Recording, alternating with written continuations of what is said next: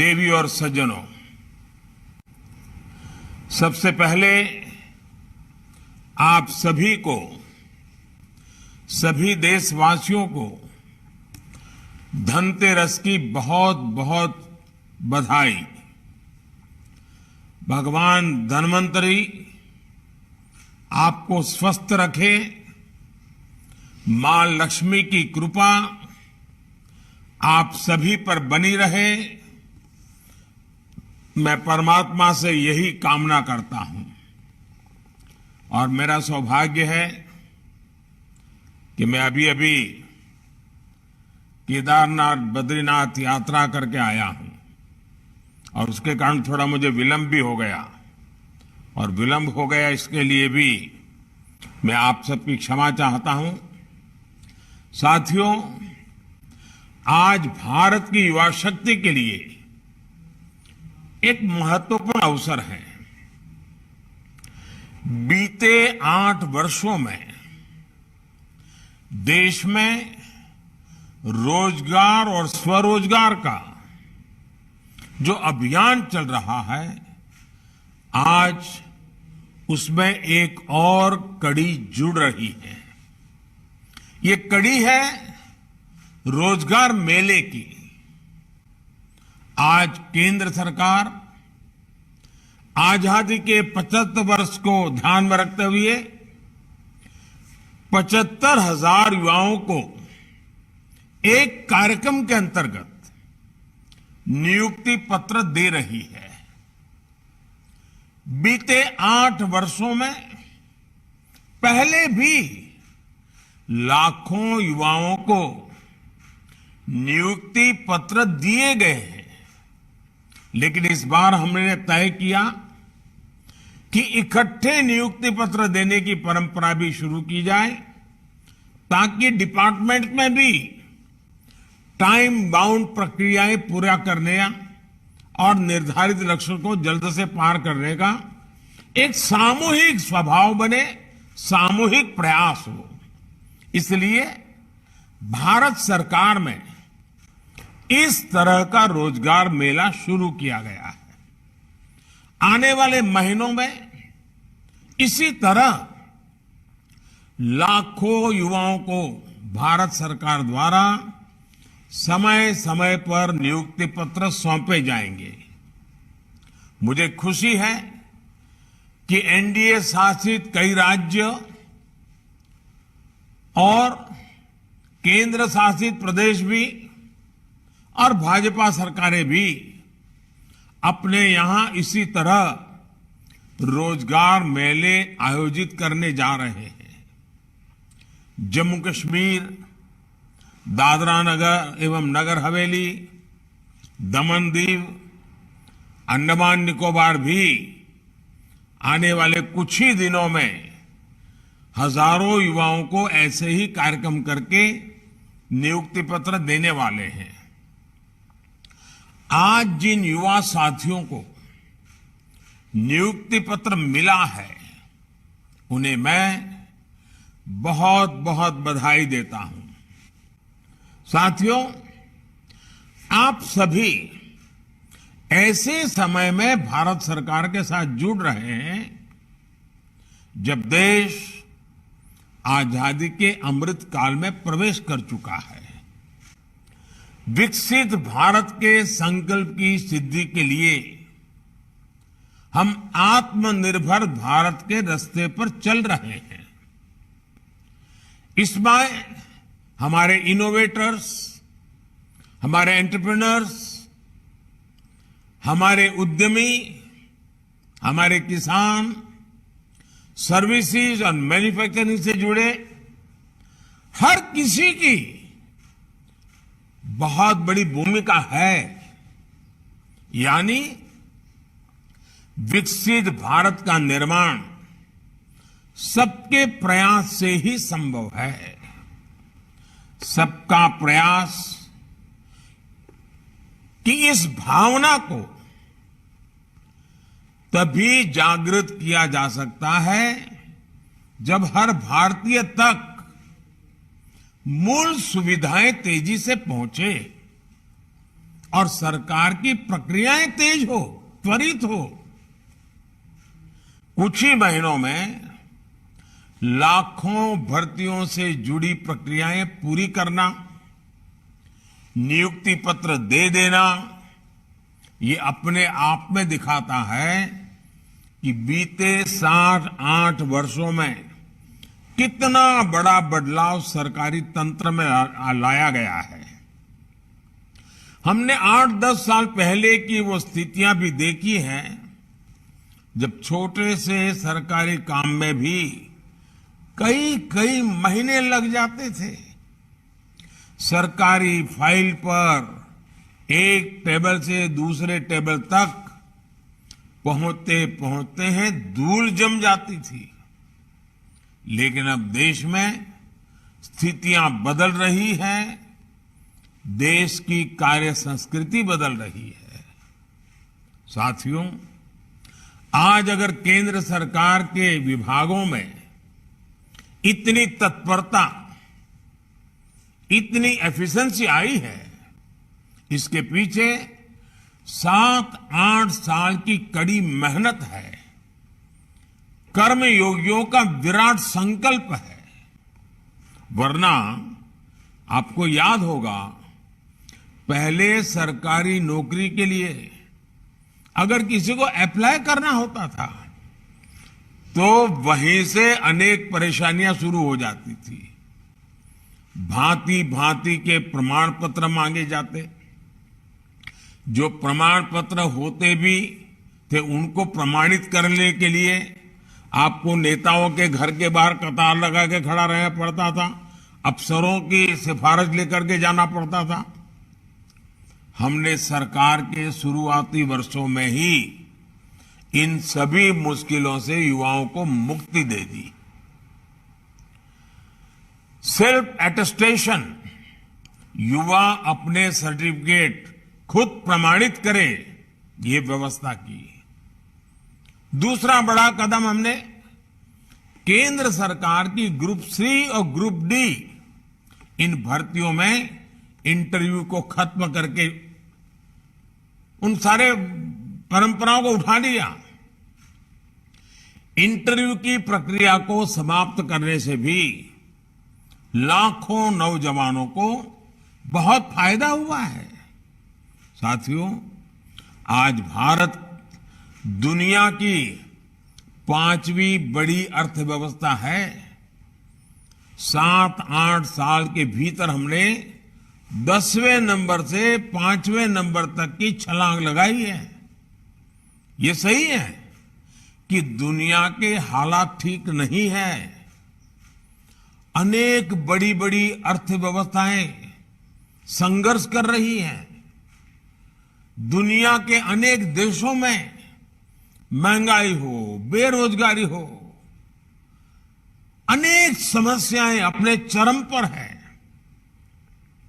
100 साल में आए सबसे बड़े संकट के साइड इफेक्ट्स 100 दिन में चले जाएंगे, ऐसा न हम सोचते हैं, न हिंदुस्तान सोचता है और न ही दुनिया अनुभव करती है। लेकिन इसके बावजूद संकट बड़ा है, विश्वव्यापी है और उसका प्रभाव चारों तरफ हो रहा है, दुष्प्रभाव हो रहा है। लेकिन इसके बावजूद भारत पूरी मजबूती से लगातार नए नए इनिशिएटिव लेकर के, थोड़ा रिस्क लेकर के भी ये प्रयास कर रहा है कि ये जो दुनिया भर में संकट है उसको से हम हमारे देश को कैसे बचा पाए, इसका दुष्प्रभाव हमारे देश पर कम से कम कैसे हो। बड़ा कसौटी काल है, लेकिन आप सबके आशीर्वाद से, आप सबके सहयोग से अब तक तो हम बच पाए हैं। ये इसलिए संभव हो पा रहा है क्योंकि बीते 8 वर्षों में हमने देश की अर्थव्यवस्था की उन कमियों को दूर किया है जो रुकावटें पैदा करती थी। साथियों, इस देश में ऐसा वातावरण बन रहा है जिसमें खेती की, प्राइवेट सेक्टर की, छोटे और लघु उद्योगों की ताकत बढ़े।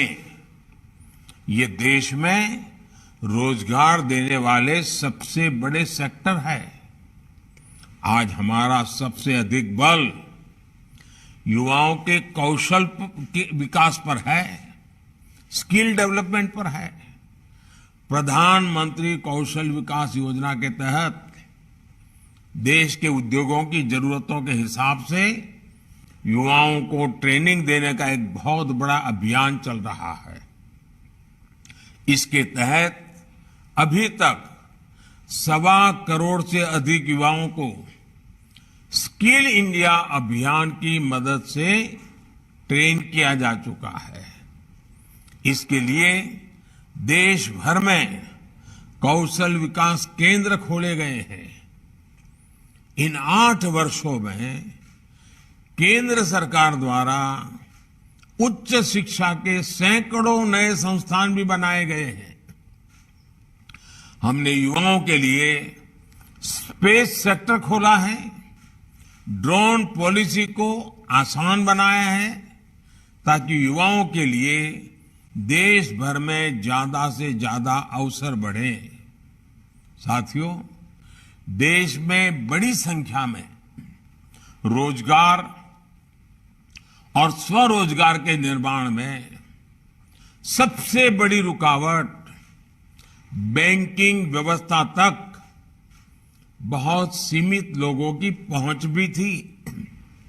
इस रुकावट को भी हमने दूर कर दिया है। मुद्रा योजना ने देश के गांवों और छोटे शहरों में उद्यमशीलता का विस्तार किया है। अभी तक इस योजना के तहत करीब करीब 20 लाख करोड़ रुपए के ऋण दिए जा चुके हैं।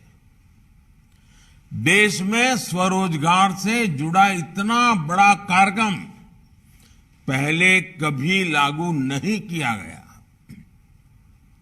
इसमें भी जितने साथियों को ये ऋण मिला है उसमें से 7.5 करोड़ से अधिक लोग ऐसे हैं जिन्होंने पहली बार अपना कोई कारोबार शुरू किया है, अपना कोई बिजनेस शुरू किया है। और इसमें भी सबसे बड़ी बात, मुद्रा योजना का लाभ पाने वालों में लगभग 70% लाभार्थी हमारी बेटियां हैं, माताएं बहनें हैं। इसके अलावा एक और आंकड़ा बड़ा महत्वपूर्ण है। बीते वर्षों में सेल्फ हेल्प ग्रुप से 8 करोड़ महिलाएं जुड़ी हैं जिन्हें भारत सरकार आर्थिक मदद दे रही है। ये करोड़ों महिलाएं अब अपने बनाए उत्पाद देश भर में बिक्री कर रही है, अपनी आय बढ़ा रही है। अभी मैं बद्रीनाथ में कल पूछ रहा था, माताएं बहनें जो सेल्फ हेल्प ग्रुप मुझे मिली, उन्होंने कहा इस बार जो बद्रीनाथ यात्रा पे लोग आए थे, हमारा 2.5 लाख रुपया हमारा एक एक ग्रुप की कमाई हुई है। साथियों, गांव में बड़ी संख्या में रोजगार निर्माण का एक और उदाहरण हमारा खादी और ग्रामोद्योग भी है। देश के पहली बार खादी और ग्रामोद्योग 1 लाख करोड़ रुपए से अधिक का हो चुका है। इन वर्षों में खादी और ग्रामोद्योग में 1 करोड़ से अधिक रोजगार बने हैं। इसमें भी बड़ी संख्या में हमारी बहनों की हिस्सेदारी है। साथियों, स्टार्टअप इंडिया अभियान ने तो देश के युवाओं के सामर्थ्य को पूरी दुनिया में स्थापित कर दिया है। 2014 तक जहां देश में कुछ इने गुने 100 स्टार्टअप थे, आज ये संख्या 80,000 से अधिक हो चुकी है। हजारों करोड़ रुपए की अनेक कंपनियां इस दौरान हमारे युवा स्थापित साथियों ने तैयार कर ली है। आज देश के इन हजारों स्टार्टअप्स में लाखों युवा काम कर रहे हैं। देश के एमएसएमईज में, छोटे उद्योगों में भी आज करोड़ों लोग काम कर रहे हैं, जिसमें बड़ी संख्या में साथी बीते वर्षों में जुड़े हैं। कोरोना के संकट के दौरान केंद्र सरकार ने एमएसएमईज के लिए जो 3 लाख करोड़ रुपए से ज्यादा की मदद की, उससे करीब 1.5 करोड़ रोजगार जिस पर संकट आया हुआ था वो बच गए। भारत सरकार मनरेगा के भी माध्यम से देश भर में 7 करोड़ लोगों को रोजगार दे रही है और अब उसमें हम एसेट निर्माण, एसेट क्रिएशन पर बल दे रहे हैं। डिजिटल इंडिया अभियान ने भी पूरे देश में लाखों डिजिटल एंटरप्रेन्योर का निर्माण किया है। देश में 5 लाख से अधिक कॉमन सर्विस सेंटर में ही लाखों युवाओं को रोजगार मिला है। 5G के विस्तार से डिजिटल सेक्टर में रोजगार के अवसर और बढ़ने वाले हैं।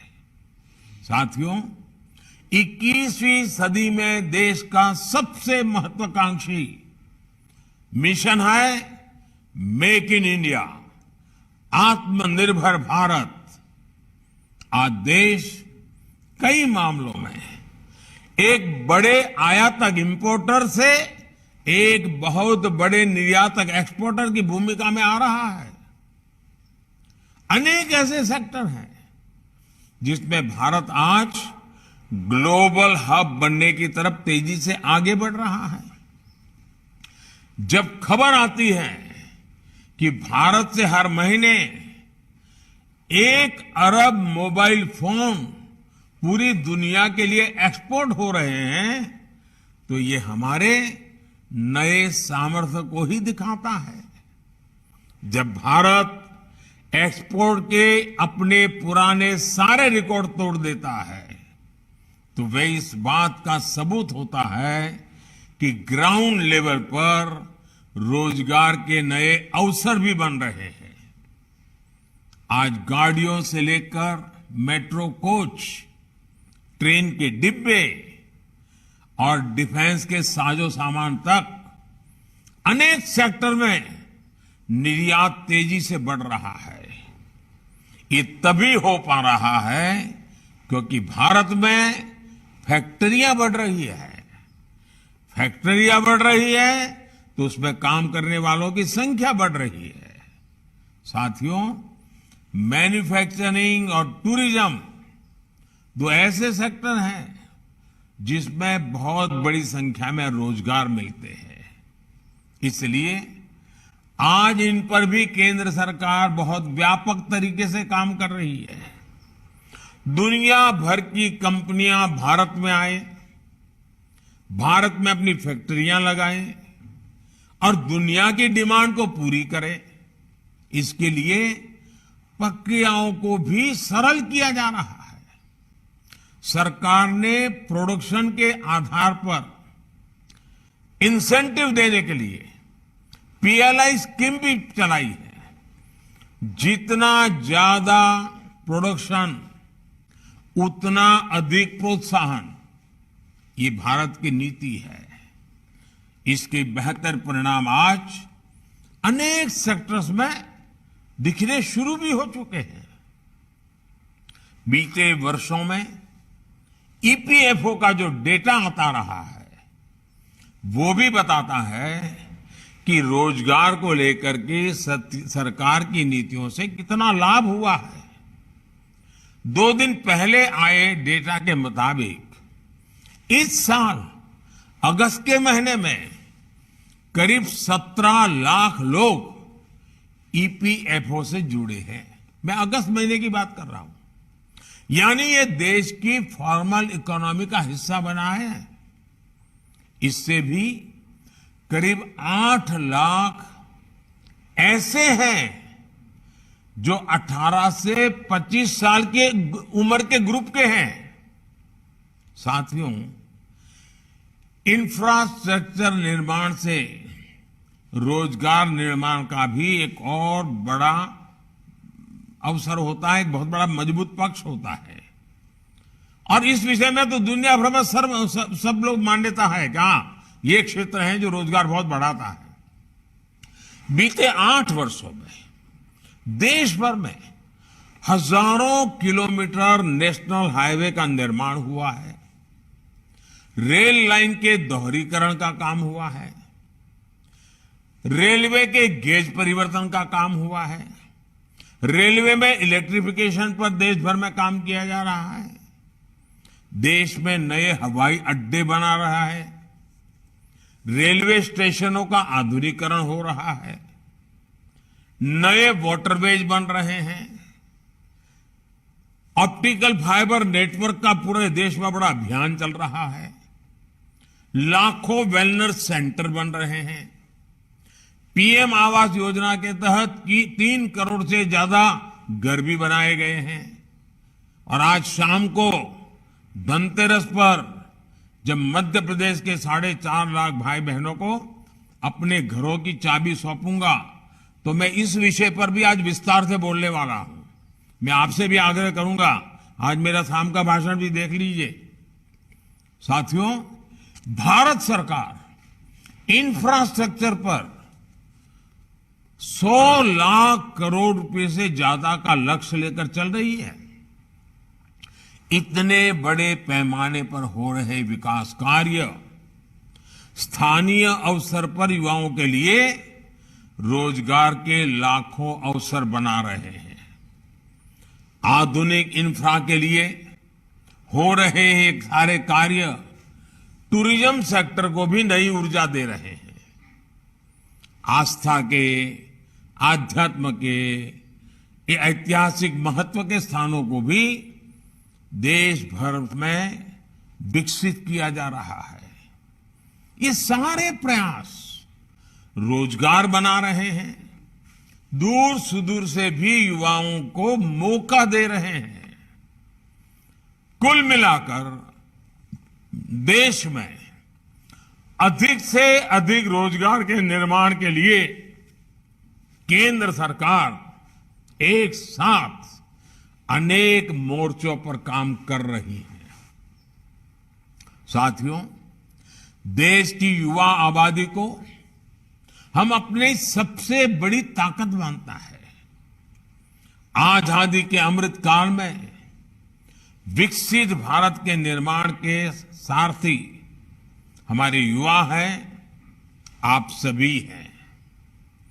आज जिन्हें नियुक्ति पत्र मिला है, उनसे मैं विशेष तौर पर कहना चाहूंगा कि आप जब भी दफ्तर आएंगे, अपने कर्तव्य पथ को हमेशा याद करें। आपको जनता की सेवा के लिए नियुक्त किया जा रहा है।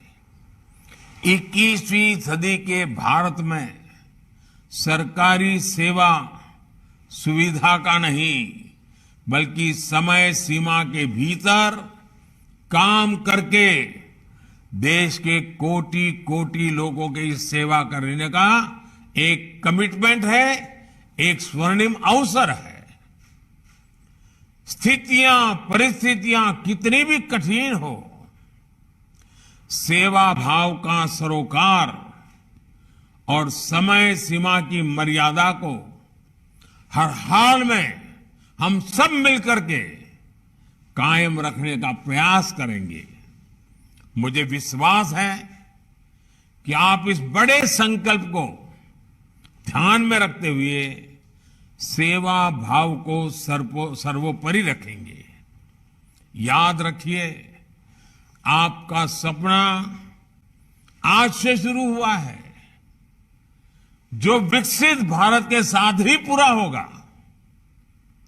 आप सभी को फिर से नियुक्ति पत्र जीवन की एक नई शुरुआत के लिए बहुत बहुत शुभकामनाएं हैं और मुझे विश्वास है कि आप मेरे अनन्य साथी बन करके हम सब मिल करके देश के सामान्य मानवी की आशा आकांक्षाओं को पूरा करने में कोई कमी नहीं रखेंगे। धनतेरस का पावन पर्व है, हमारे यहां इसका अत्यंत महत्व भी है। दिवाली भी सामने आ रही है, यह अनेक त्योहारों का पल है।